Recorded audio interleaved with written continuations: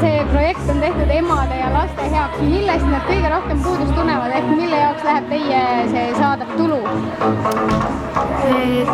Tegelikult selle, millele see täpselt kulutatakse, otsustab ikkagi see varjupaiga juhataja, et niimoodi me kokku leppisime.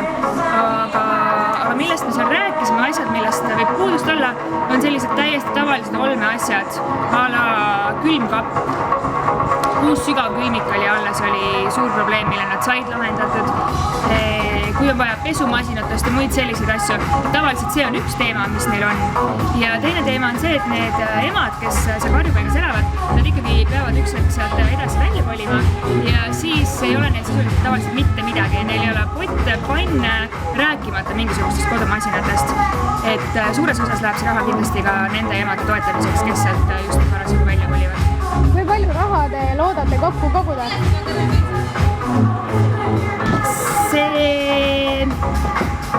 See on selline keeruline küsimus, ma ei tea, kas ma julgen mingeid summasid kohe öelda.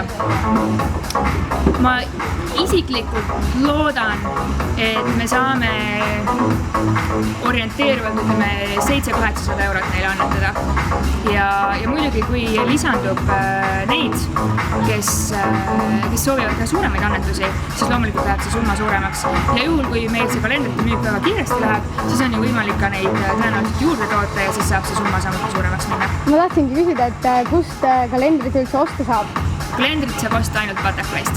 Ja mida saab teha tavainimene selleks, kui ta tahaks ka annetada näiteks suurema summa, kas ta peaks teie poole pöörduma või otse sinna või? Minu kontakti leiab Butterfly Facebookist, leiab kodulehelt, leiab siin samas kohapeal Butterfly's visiitkaartidelt, pluss ma olen veel enamuse ajast siin kohapeal olemas ka. Nii et lihtsalt minuga ühendust võtta ja siis saame kokku leppida. Aga kaua see projekt kestab, kui kaua te seda raha kogute? Sellega on nii, et eks kuna me ei ole enne sellise projekte teinud, siis me peame ka vaatama, et kuidas see läheb, et tõenäoliselt me juba mõne nädala pärast anname selle esialgse summa ära, mis me oleme kokku saanud ja siis, kui peale seda peaks veel jääma kalendreid müüki, kui need ära ostetakse, siis anname nagu edasi. Kui kaua kulus teile meeskonna ära rääkimiseks, et nad oleksid nõus alasti museerima? Tead, see nagu oleneb, meil on siin edevamaid ja vähem edevamaid poisse, et paari päevaga nad olid ikka kõik nõus. Mõned natuke kahtlesid, aga kokkuvõttes olid kõik nõus. Aitäh sulle ja edu teile! Aitäh!